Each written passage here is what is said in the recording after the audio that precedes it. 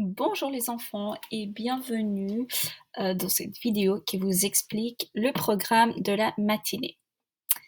Tout d'abord, ne prenez pas peur en regardant toutes les informations qui sont notées dans le programme d'aujourd'hui. C'est très très détaillé pour la simple et bonne raison que y a des élèves qui travaillent plus vite que d'autres, donc comme ça ils savent exactement ce qu'ils doivent faire. Donc, programme du lundi 20 avril, qui est composé de la manière suivante. Donc ici, vous trouverez donc l'horaire. Voilà, c'est à titre indicatif, bien sûr. Ok. Vous avez le temps estimé par activité également. Puis la matière, est-ce que c'est des français, des maths, des sciences, de la géographie, etc. Puis là, vous avez le sujet, donc un peu plus de détails, de quoi il s'agit. Est-ce qu'on va faire de la lecture, de l'écriture, de la grammaire, etc. Puis vous trouverez le déroulement de la journée. Ça n'existe pas. Mais bref, le déroulement avec tous les détails. Vous trouvez également le lien de chaque vidéo explicative pour chaque activité. Donc vous avez la vidéo qui vous explique ce que vous devez faire. En fait, si vous voulez, la vidéo reprend exactement ce que j'ai écrit ici. D'accord? Donc si vous voulez pas écouter la vidéo, vous pouvez tout simplement lire les différentes étapes qui sont notées là. Donc ça, c'est pour l'ensemble des activités. Un petit rappel, qui n'est jamais de trop, c'est de mettre votre prénom sur toutes les fiches, de souligner la date qui est obligatoire, vous ne le faisiez pas du tout avant les vacances, donc là c'est obligatoire, si ce n'est pas fait, je vous retournerai le travail, donc il faut vraiment le faire systématiquement. Et le travail doit être soigné et envoyé par email. Je ne veux recevoir aucun travail sur Google Classroom. Encore une chose sur la présentation du travail, ça serait super si vous pouviez me rendre le travail en fin de matinée plutôt que de m'envoyer une chose à 8h40, une chose à 9h30, etc.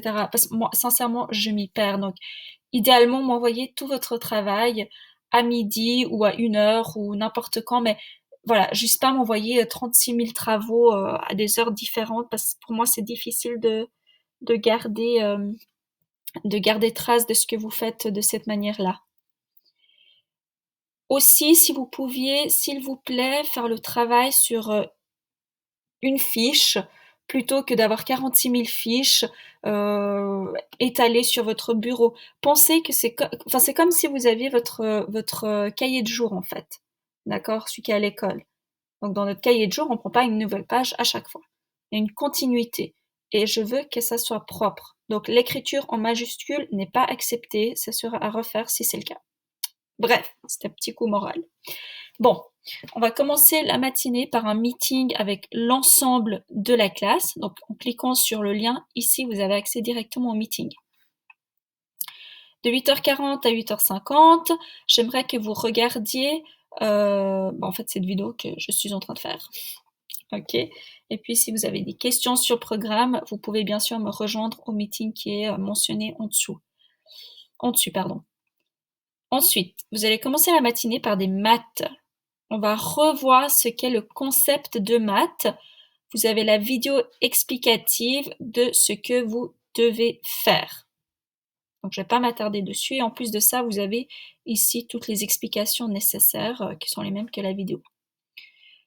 Puis, on va faire de la lecture. Je vais vous introduire donc le nouveau livre que nous allons lire ensemble. Vous retrouvez de nouveau les explications ici. Vous pouvez travailler bien sûr à 2 ou à 3, pas plus de 3 élèves par groupe, autrement ça devient très compliqué sur Meeting pour travailler ensemble. Puis il y a la pause, et puis à 10h30, on fera des sciences, on va travailler sur les volcans. Là encore, il y a une vidéo explicative qui donne toutes les informations nécessaires sur tous les exercices, donc qui vous accompagne, comme si on était en classe. Et puis finalement, en français, on va finir la matinée par du français et on va parler d'attributs du sujet et encore une vidéo explicative sur YouTube où je vous explique ce que c'est qu'un attribut du sujet et puis je vous accompagne également dans l'exécution des exercices. Comme d'habitude, je suis à disposition pour vos questions jusqu'à midi. Comme je l'ai dit tout à l'heure, vous pouvez travailler avec un copain ou une copine, pas plus de 3 élèves par meeting. Et puis s'il vous plaît, n'oubliez pas de faire des petites pauses pour vous dégourdir les jambes et puis pour boire un petit peu. Et puis s'il vous plaît, n'hésitez pas à me contacter si vous avez des questions.